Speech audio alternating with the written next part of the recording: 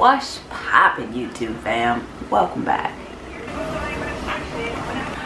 First and foremost, I hope you are doing well, as best as you can during this time. Know that I am with you, I support you, I love you. I don't care if I don't know you, but you are loved and supported.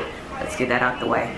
I need you to know that. Made the last video in regards to like seasonal depression and kind of like just pulling yourself out of the slump, not thinking that such situations would happen to where you might actually have to apply those to other scenarios. I just wanted to come on here quickly. Aside from letting you know that you are loved and supported, I just ask that you take from this situation what you need. We are all challenged and affected in this situation, pandemic, in different ways. And you just don't know what somebody was dealing with that led up to this, you know what I mean? For example, I'm somebody that's self-reflective. I'm always going to be in search of like my better self, how I can do better, how I can be better, how I can, that's just me. Being so self-reflective, this time had allowed me to sit back and acknowledge all of my growth so far, all of the lessons and experiences that I have been through so far, and that I can actually sit back and take it to account. And be proud of that. Be proud of who I am. Be proud of what I bring to the world today. And that's exactly where I stand. I'm somebody who usually is very in my head, very to myself. And so this time pushes me to reach out, pushes me for community, pushes me to help others, to get out of my own head, my own experience, and to be able to help others as best as I can. My aunt always gives me an example of like, hey, when your cup runneth over, you're supposed to give from that saucer. Anything that's on that saucer is extra, and you're blocking your blessings when you hold it and hoard it, right? Anything that's in that cup is for me. As long as I keep my cup full, I'm good. I can't give from an empty cup, and I can't give when my cup is not full. But anything that's on that saucer is yours. But I'm also very discerning when it comes to, you know, the energy that I invite and the people that I allow myself to communicate with, because I understand that this is a scary time for everybody. But because I'm so sensitive to energy, and I've always been sensitive to people, so I don't want to allow myself to be overwhelmed by the collective. And I can catch myself when I feel it, but I'm just, like I said, I'm staying rooted, staying grounded. Because I have anxiety already, you know, there's a meme out there that's like, hey, we've been preparing for this. Our worst case scenarios are our everyday thing, right? But essentially, I really do feel like finally I'm in a position that I'm like equipped to be able to take care of my mind, to take care of my mental, and that's really important for me, because I feel like if this would have happened any other time, I would have folded, you know what I mean? But fortunately, this has shown me my growth. It has shown me where I have learned lessons, and where I have taken those tools that I have learned and now been able to implement them and show my growth, you know what I mean?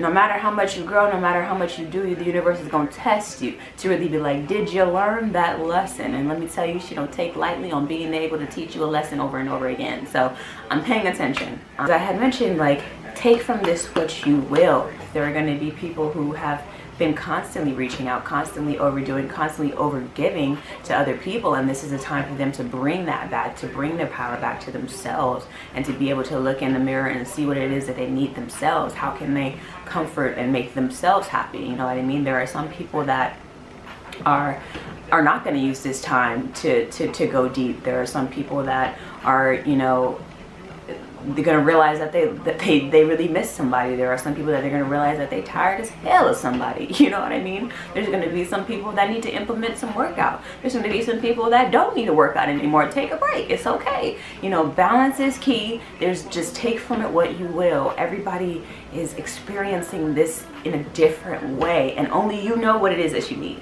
And I just ask that you use this time for use this time to really just tap into what do you need to be happy? What do you need in this moment? Because it may change. There's no handbook on how to deal with a pandemic.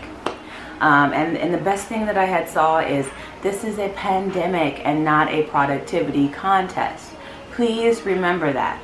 Do what it is that your soul needs. And I think that this is a beautiful, beautiful check-in, a beautiful lesson on finding your own power and really being able to take your power back if you realize that you lost it, and really begin to strengthen or rebuild or create the foundation that makes you feel solid, makes you feel whole. And I completely understand that not everybody gets the luxury of being able to stay home with me, right? Stay home. Some people are sleeping on couches, you know what I mean? Some people don't have homes, you know? There's so many different things. So with that said, I really do just want to kind of extend, you know, a little call to action to help where you can. If you find that your saucer is overflowing in any way possible, I just ask that you maybe think where you could pay it forward. And it doesn't have to be monetary. It doesn't have to be. It could be just a simple check-in on someone's mental. Hey, how are you feeling today? And if you need that, please don't be afraid to reach out, because I was also that person. If you need to reach out, reach out. If you need to rest, rest. You know what I mean? But what we all need to do is take care of ourselves. You're taking care of yourselves, you're helping take care of one another. And when we take care of one another, we'll be able to take care of each other. And I know that this whole "we're in this together" is popular now, but let me tell you, I've been saying that for years. I've been using it as a hashtag for years, and let me tell you, the response to "we're in this together" wasn't what it was back then as it is today. When I used to tell people that we're in this together, they give me the look of like, I'm on you may be in it with you, but you in it. And now we're finally seeing how interconnected we really truly are. Just know healing isn't linear. None of this shit is linear. We're figuring it out day by day. That includes anything outside of the pandemic.